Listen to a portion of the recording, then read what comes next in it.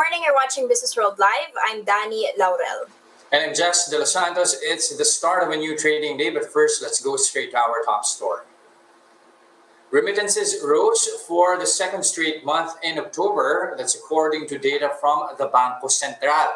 Money sent home by OFWs through banks increased by almost 3% year on year to over $2.7 billion. Month on month, this was up by over 5% from $2.6 billion in September. Remittances also grew in September year on year. The Banco Central attributed the growth to an increase in remittances from land-based workers with contracts of 1 year or more. The biggest remittance market was the United States, where over 40% of the inflows were sourced. Union Bank Chief Economist Carlos Asuncion said the trend in recent months proved better than expected. He said the U.S. economy has largely remained open during the pandemic, and this has somehow helped remittance inflows.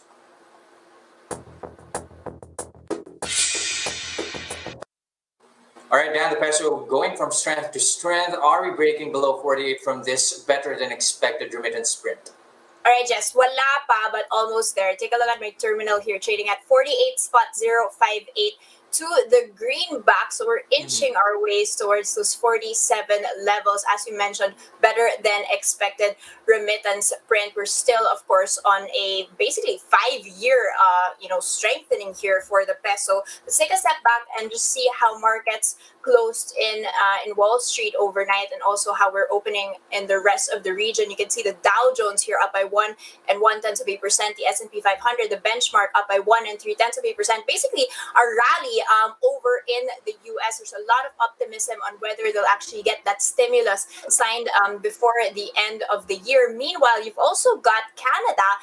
That's begun their inoculation drive. So that's going to be the third country to administer the Pfizer-BioNTech vaccine. So you had already the UK, you had the US, and now Canada na rin. So we're still waiting, of course. Possibly Singapore is going to happen as well towards the end of the year. You've got, however, the cases of COVID-19 still increasing and worrying a lot of investors. You've got daily new cases in South Korea at unprecedented levels. And recall that we've been reporting this throughout Europe. You're going to be seeing lockdowns in France, in Germany, in Holland. And that's, of course, as Europe continues to suffer with high cases, and especially ahead of the holidays. You can see on my terminal, however, that Asia is opening very much in the green. You've got the Topix up by 0.4%.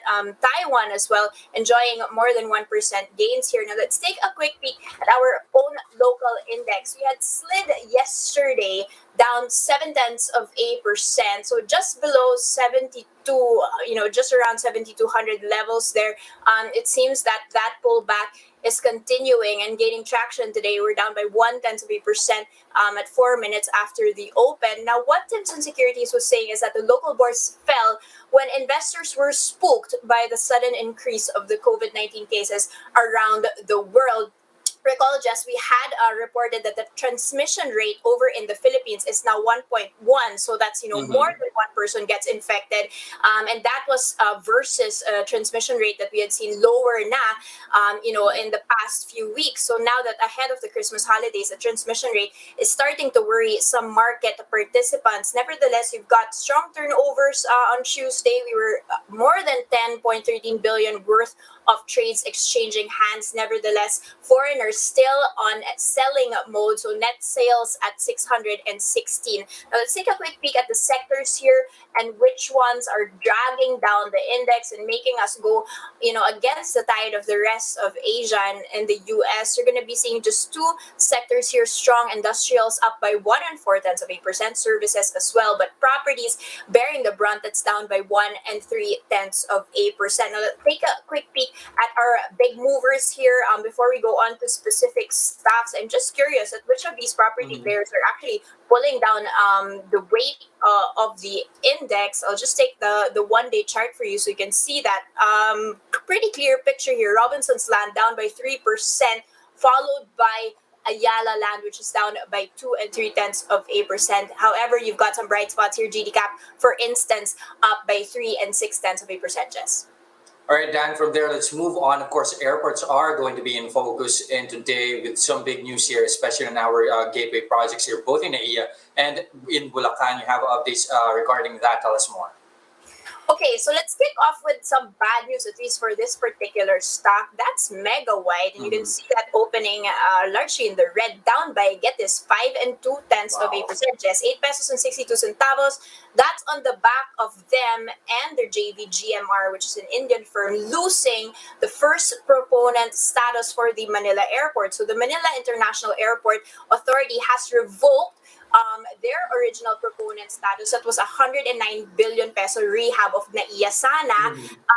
And they did mention, this is Megawide GMR, they said they will immediately file a motion for reconsideration. They said that they had complied with all the requirements for the government for this unsolicited proposal. We don't really know more details as of now on why that proposal was revoked, and we're going to keep an eye on that. Nevertheless, Megawide definitely suffering that news this morning. Let's take a quick peek at San Miguel, however. This, of course, is the one that is constructing the Bulacan Airport. They seem to be opening in the red as well. But however, this comes on the back of them having hired a Dutch firm that's called Boscalis, Royal Boscalis Westminster, for a $1.73 billion contract. So this Dutch company is going to be developing the land for their airport. And this, according to Ramon Ang, selecting a global giant. So this Dutch company has been dredging in a lot of other countries already in Asia.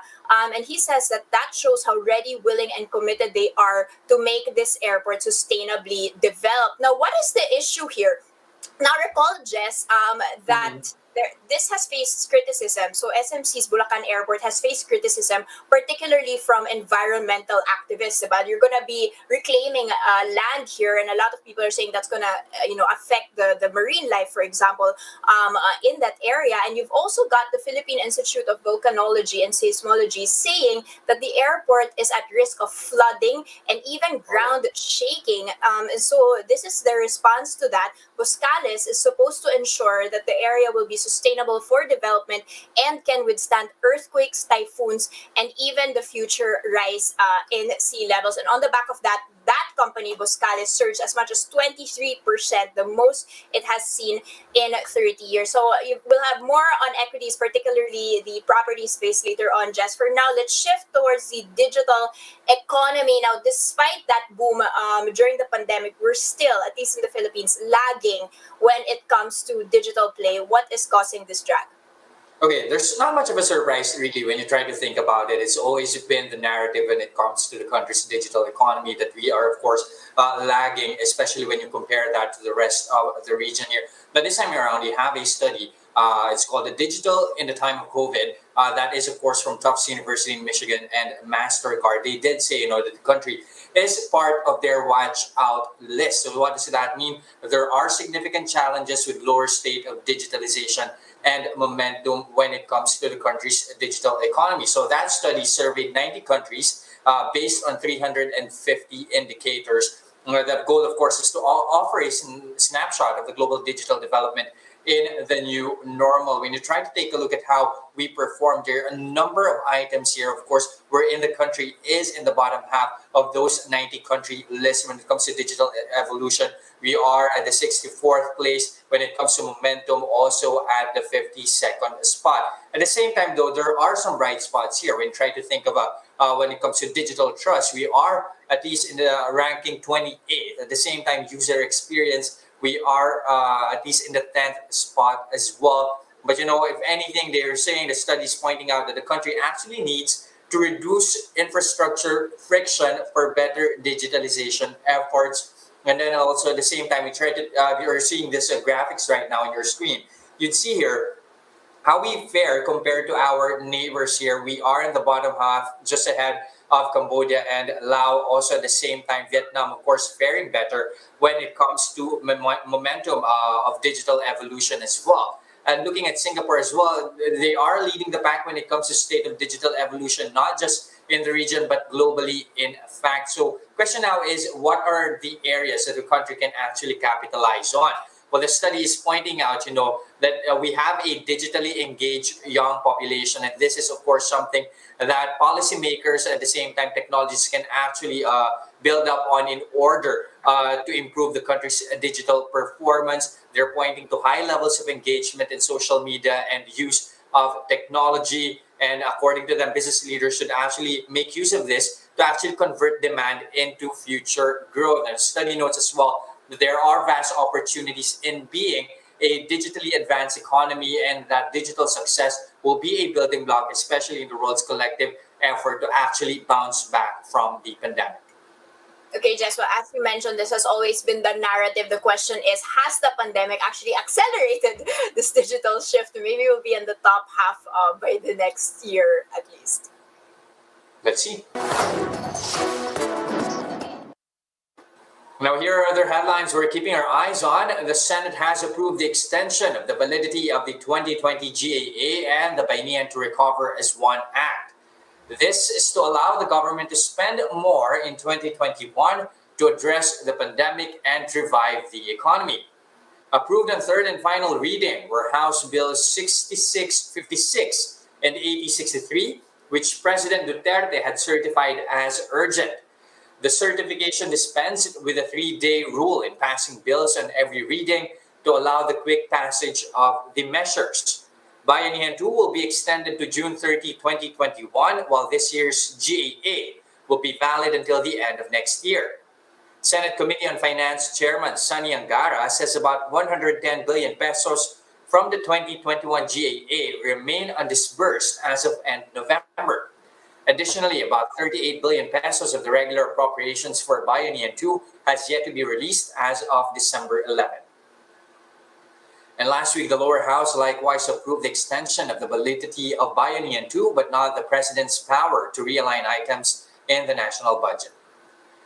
Now, beekeepers flagged that low-priced honey may be a red flag for fake and possibly adulterated products. Beekeepers Network noted that real honey costs as much as a peso per gram. This means that products marketed as honey that are priced at 125 pesos per 500 grams are unlikely authentic. The group made the clarification after the Science and Technology Department found that up to 82% of domestic honey are fake. Majority of products marketed as honey in groceries are made out of 95% sugar syrup. As a result, the industry is losing 200 million a year due to the proliferation of fakes. When asked for comment, the Agriculture Department says it will consult with the FDA on labeling measures for honey sellers. The Trade Department wants to continue trade incentives with the European Union. That's as it pushes for continued talks for an FTA with the bloc. The Philippine Star reported that Trade Secretary Mon Lopez met with his European Commission counterpart to discuss the future of the country's GSP Plus perks as well as a possible free trade agreement. Under the Generalized Scheme of Preferences Plus or GSP Plus, the Philippines can export over 6,000 products to the EU without tariffs. This incentive is seen as crucial for small businesses, particularly those hit by economic blows from the pandemic. European lawmakers threatened to suspend the Philippines' GSP Plus perks in light of alleged extrajudicial killings in the country and other supposed human rights violations. Now, apart from pursuing trade negotiations with the EU, the country recently signed the Regional Comprehensive Economic Partnership Agreement, or RCEP, with other ASEAN countries and trade partners. RCEP is considered the world's biggest regional trade deal as of yet and is expected to enable faster growth in the region.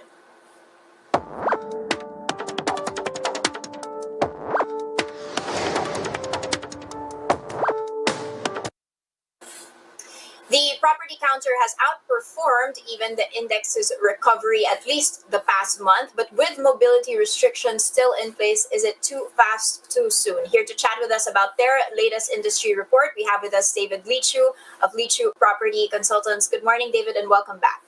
Good morning. Good morning, Danie. Good morning, Jess. Thanks for having me over. David, you've officially termed your report market euphoria. So this is a very Yeah. strong statement to make, especially for a country that is starved of euphoria and of any sort of catalyst here. Tell us, why are you so convinced?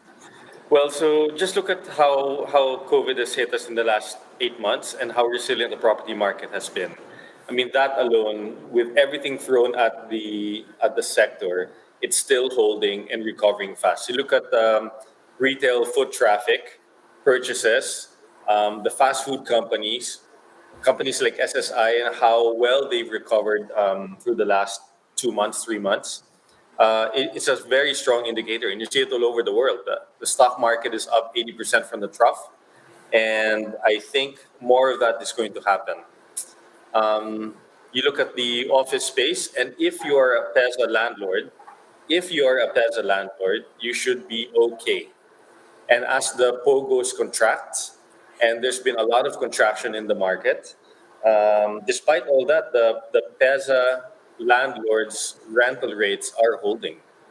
And many of the companies that we service have renewed leases for the next 5 to 7 years. And these are not small companies. These are some of the biggest companies in the world, hiring tens of thousands of Filipinos in the country, and they have very long-term plans of having significant presence in the Philippines, despite all the things we hear about, hub and spoke models of workplace, work from home strategies in the workplace, etc. So I think this is going to go on for quite a while, and the high-end luxury and upper middle classes are buying properties with no debt. This is despite the fact that interest rates continue to be low and banks are withholding lending during this time of COVID. I expect the banks to release quite a significant amount of lending when they see businesses starting to recover. And I think that's around the corner.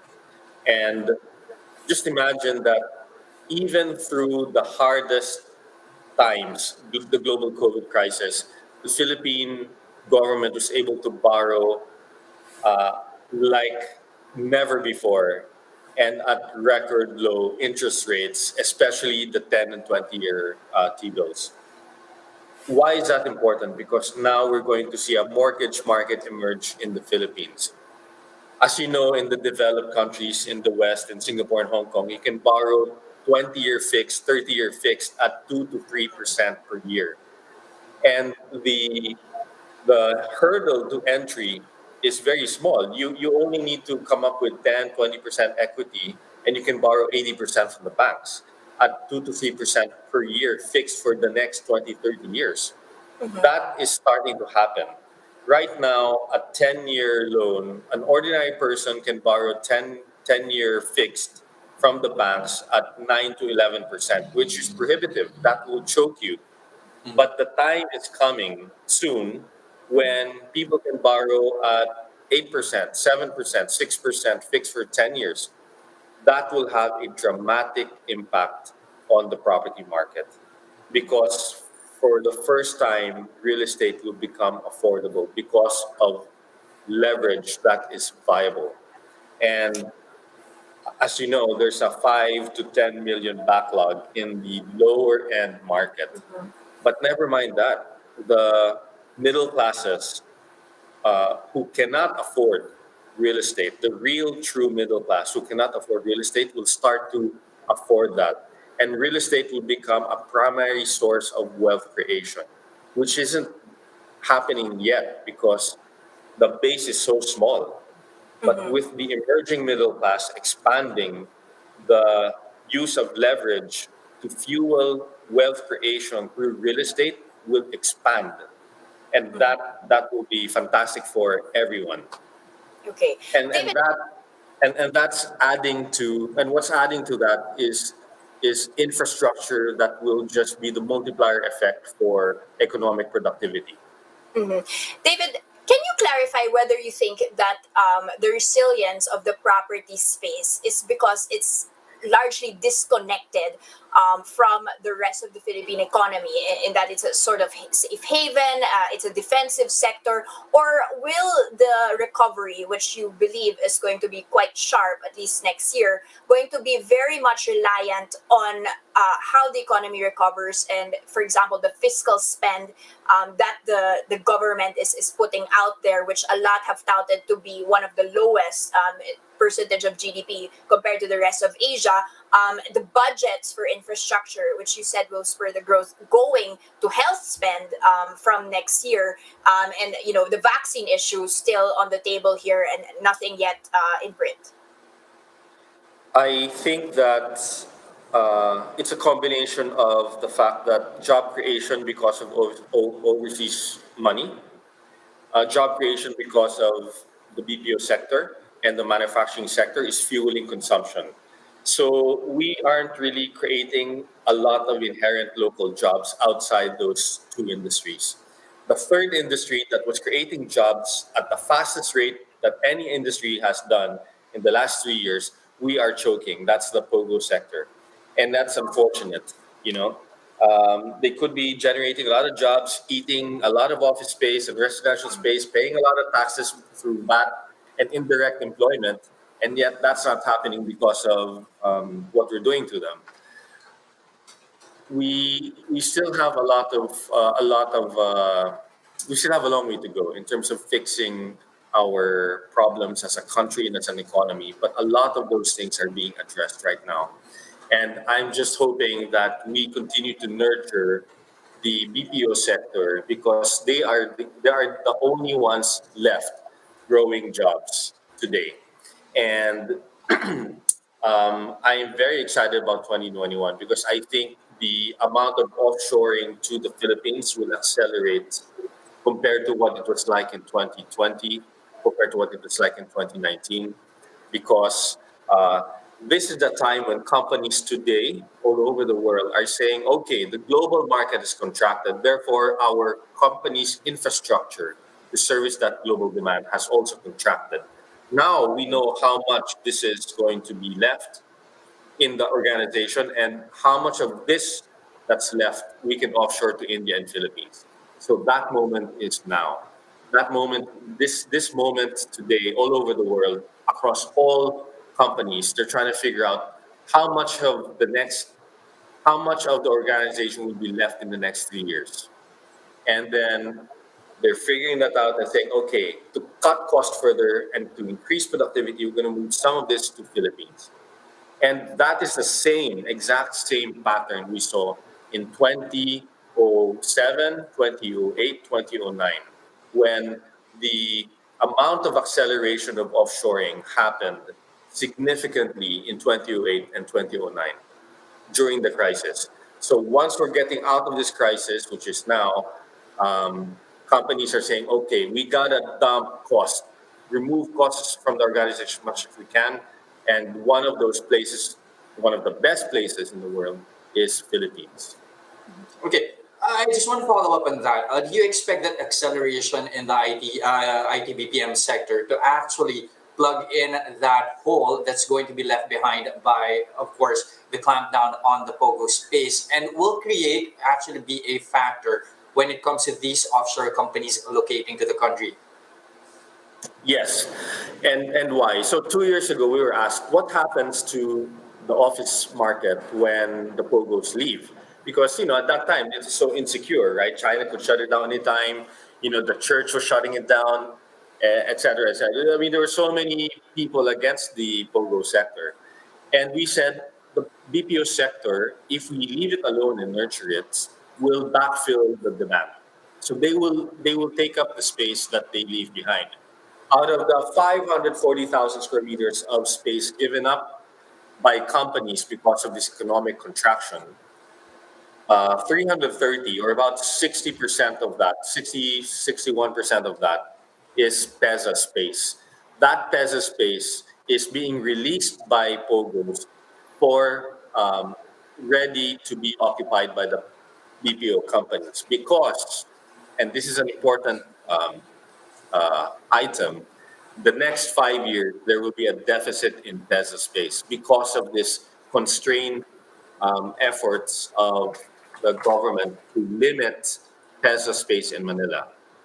Because of that, there will be a 5-year deficit in TESA office space. And so TESA landlords will have 2 to 3 times the amount of demand versus the supply. So in other words, their stock will be 2 to 3 times oversubscribed. The amount of vacant office TESA space coming into the market, new stock as well as old stock being given up by POGOs, will be 2 to 3 times oversubscribed, and therefore rents in the TESA space will continue to climb.